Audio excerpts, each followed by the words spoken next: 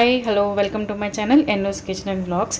చెప్పాను కదండి dish washer గురించి డీటెయిల్గా మీకు చెప్తానని చెప్పి అతను చెప్తున్నారు. వినండి, డీటెయిల్గా కంప్లీట్గా మీకు ఏం కావాలో ఆ ఇన్ఫర్మేషన్ అంతా ఉంటుంది.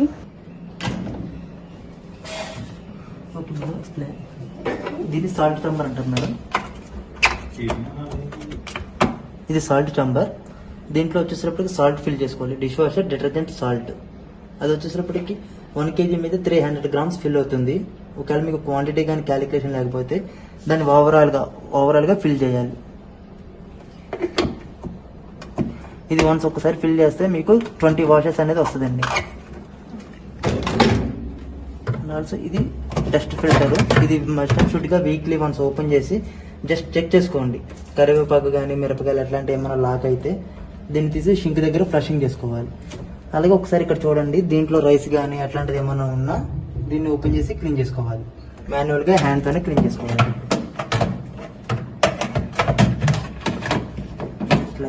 క్లోజింగ్. నెక్స్ట్ వచ్చేసి ఇది రిన్సైడ్ బాక్స్ అండి. దీంట్లో వచ్చేసినప్పటికి లిక్విడ్ ఉంటుంది. లిక్విడ్ అనేది ఫిల్ చేసుకోవాలి. ఈ లిక్విడ్ 140 ml వరకు ఫిల్ అవుతుంది. ఒకవేళ క్వాంటిటీ కూడా క్యాలిక్యులేషన్ లేకపోతే దీన్ని కూడా సేమ్ ఓవర్ఫ్లో అయ్యేటట్టు ఫిల్ చేయాలి. ఇంకా నెక్స్ట్ వచ్చేసి ఇది డిటర్జెంట్ పౌడర్. రెగ్యులర్గా మీరు వేసే డిష్ క్వాలిటీని బట్టి క్వాంటిటీని ప్రకారం ఇక్కడ పౌడర్ అనేది ఇందులో ఫిల్లింగ్ చేయాలి. ఒకవేళ పౌడర్, రిన్సైడ్, సాల్ట్ ఈ 3 కాంబినేషన్ లేకపోతే ఈ ట్యాబ్లెట్ కాంబినేషన్ అనేది యూజ్ చేసుకోవచ్చు.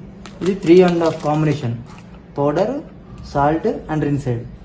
ఈ ట్యాబ్లెట్ ఒక ట్యాబ్లెట్ వచ్చేసి 1 వాష్, మొత్తం 3 కాంబినేషన్. ఎప్పుడైనా మోస్ట్లీ ఒకవేళ మీకు అవైలబిలిటీ పౌడర్, సాల్ట్, రిన్సైడ్ లేనప్పుడు ఇది వాడుకోవచ్చు.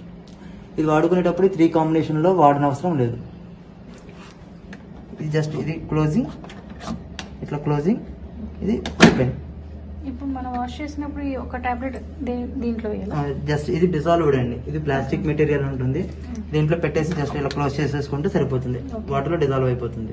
ఒక నార్మల్ లిక్విడ్ అయితే పక్క దాంట్లో, లిక్విడ్ అయితే దాంట్లో. లిక్విడ్ ఎప్పుడు కూడా లిక్విడ్ సాల్ట్ ఫిల్ చేస్తే పౌడర్ రెగ్యులర్ గా వాడుకోవాలి. ఒకవేళ సాల్ట్, రిన్సైడ్ లిక్విడ్ లేకపోతే పౌడర్ అనేది యూజ్ చేయొద్దు, టాబ్లెట్ వాడుకోండి.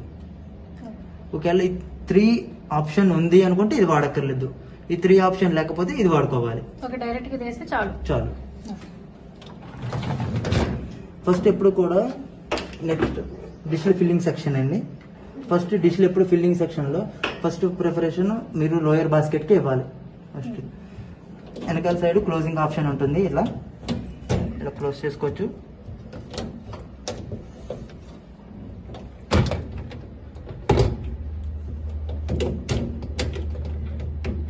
జస్ట్ లైక్ ఇలా క్లోజ్ అవుతుందండి.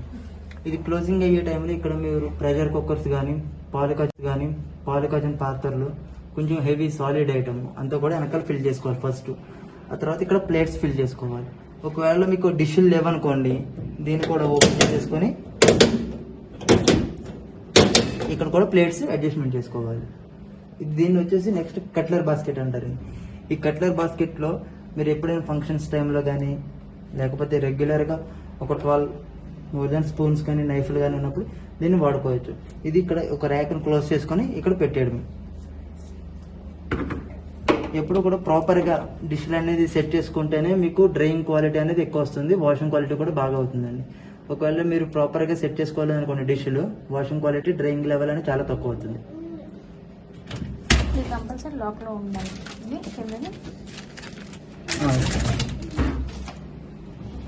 ఇది లాక్ తీస్తే ప్రాబ్లం ఏం లేదండి. జస్ట్ ఇలా ఉందనుకోండి, ప్లేట్స్ సెట్ చేసుకుంటాం అంతేనండి.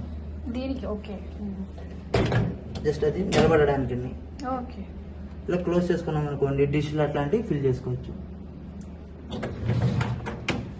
మీరు ప్రతిసారి కూడా డిష్లు ఫిల్ చేసిన తర్వాత ఈ ఫ్యాన్ ఒకసారి టచ్ చేసి చూడండి, తిరుగుతుంది. డిష్లు ఏమి టచ్ అవ్వకుండా చూసుకోండి. నెక్స్ట్ వచ్చేసరికి అప్పర్ బాస్కెట్లో ఎప్పుడు కూడా మైనర్ కప్స్ కానీ డెలికేట్ ఐటమ్, గాజు, సెరామిక్ అండ్ ప్లాస్టిక్ వాటర్ అన్నీ కూడా మీరు ఇక్కడ ఫిల్ చేసుకోవాలి. ఇది వచ్చేసేటప్పటికి స్పూన్లు నైఫ్లు ఇక్కడ పెట్టుకుంటే రెగ్యులర్ వేర్ ఇక్కడ అప్లై చేయొచ్చు. ఒకవేళ లేకపోతే దీన్ని కూడా ఇలా క్లోజ్ చేసుకుని సర్వ్ చేసుకున్న గరిటలు ఉంటాయి కదండి పెద్దవి, అవన్నీ కూడా ప్యారలల్ గా పెట్టాలి, ప్యారలల్ గా ఫిల్ చేయాలి. ఇక్కడ నీట్ గా గ్లాసులు పెట్టాలి. ఒకవేళ ఇక్కడ కూడా క్లోజింగ్ ఆప్షన్ ఉందండి. ఈవినింగ్ టైం స్నాక్స్ తిన్న కప్పులు కానీ ఒకవేళ సూప్స్ తాగిన కప్పులు అలాంటివి ఇక్కడ నీట్ గా ప్రాపర్ గా సెట్ చేసుకోవాలి. ఏది కూడా మీరు బౌల్ ని ఒకదాని మీద ఒకటి ఇట్లా టిల్ట్ చేయొద్దు, జస్ట్ ఇలా హోల్డ్ చేయొచ్చు తప్ప ఒకదాన్ని ఒకటి క్లోజ్ చేయకూడదు. ఇక్కడ జ్యూస్ తాగిన కప్ గ్లాసెస్ కానీ స్టీల్ గ్లాసులు, గ్లాస్, వాటర్, సిరామిక్ అన్ని కూడా ఇక్కడ పైన మనం చిన్న టిఫిన్ ప్లేట్స్ లాంటివి ప్లేస్ చేసుకోవచ్చు.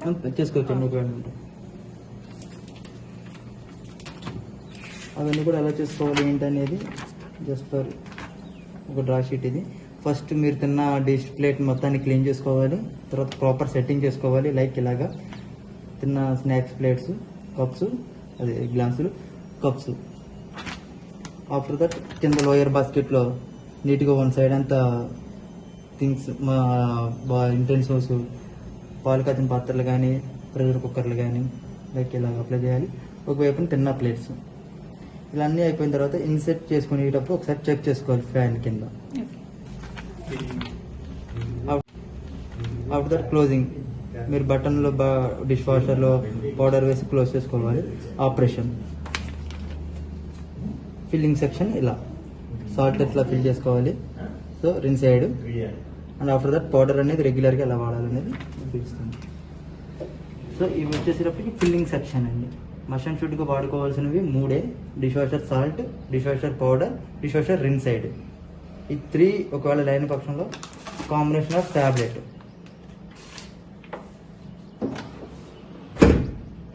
ఫస్ట్ ఇప్పుడు కూడా పవర్ డైరెక్ట్గా ఆన్ చేయొద్దు. ఫస్ట్ డిష్లు ఫిల్ చేసుకోండి, తర్వాత పౌడర్ ఫిల్ చేసుకున్న తర్వాత డోర్ క్లోజ్ చేసి అప్పుడు పవర్ ఆన్ చేయండి. ఓకే. ఆ తర్వాత ఇక్కడ నొక్కితే పవర్ బటన్, మిషన్లోని పవర్ వస్తుంది. ఇది power on and off. Okay. ఇది start and pause. First dish వాషర్లో 6 ప్రోగ్రామ్స్ ఉంటాయి మేడం. ఫస్ట్ ప్రోగ్రామ్ వచ్చేసి ఇంటెన్సివ్ కడాయి. దీన్ని ప్రెస్ చేస్తే 1 hour and 35 minutes టైం చూపిస్తుంది. ఇది ఎగ్జాక్ట్లీ టైం కదండి, అప్రాక్సిమేట్లీ టైం. మీరు వేసిన డిష్లకి కొంచెం స్టెయిన్స్ ఎక్కువగా ఉన్నా లేదంటే వాటర్ ప్రెషర్ లో ఉన్నా టైం అనేది ఇంక్రీజ్ అవుతుంది. సో ఫస్ట్ ఇంటెన్సివ్ కడాయిలో పెట్టుకోవాల్సిన పాత్రలు ఏంటంటే స్టీల్, ఒకవేళ పాలు కాచిన పాత్రలు కానీ ప్రెషర్ కుక్కర్స్, సమ్ టైమ్స్ పెద్ద లార్జ్ థింగ్ బిర్యానీ అట్లాంటివి ఏమైనా చేసినప్పుడు బాగా స్టెయిన్ ఫామ్ అయ్యి మాడిపోతూ ఉంటాయి. అలాంటి వాటిని అన్నింటిని కూడా ఇంటెన్సివ్ కడాయిలో పెట్టుకోవాలి. నెక్స్ట్ వచ్చేసేటప్పటికి ఎక్స్ప్రెస్ వచ్చేసి 59 minutes ప్రోగ్రామ్ అండి. ఇది ఆల్రెడీ డిష్లు క్లీన్ చేసేసి ఒక వారం 10 రోజులు లేదంటే పక్కకు పెట్టేస్తే వాటికి దుమ్ము ఫామ్ అవుతుంది, డస్ట్ ఫామ్ అవుతుంది. అలాంటి వాటిని ఒకసారి రీక్లీనింగ్ చేసుకోవాలి. అప్పుడు ఈ ప్రోగ్రామ్ పెట్టి దీంట్లో పౌడర్ కానీ టాబ్లెట్ కానీ యూజ్ చేయాల్సిన అవసరం లేదు. సో దాంట్లో ఏమి పెట్టకలేదు, ఓన్లీ డిష్లు ఫిల్ చేసి ప్రోగ్రామ్ పెట్టి స్టార్ట్ చేస్తే ఓన్లీ వాటర్తో వాష్ చేసేస్తుంది. కావాలంటే మీరు లైట్గా పౌడర్ అప్లై చేయొచ్చు, నో ప్రాబ్లం.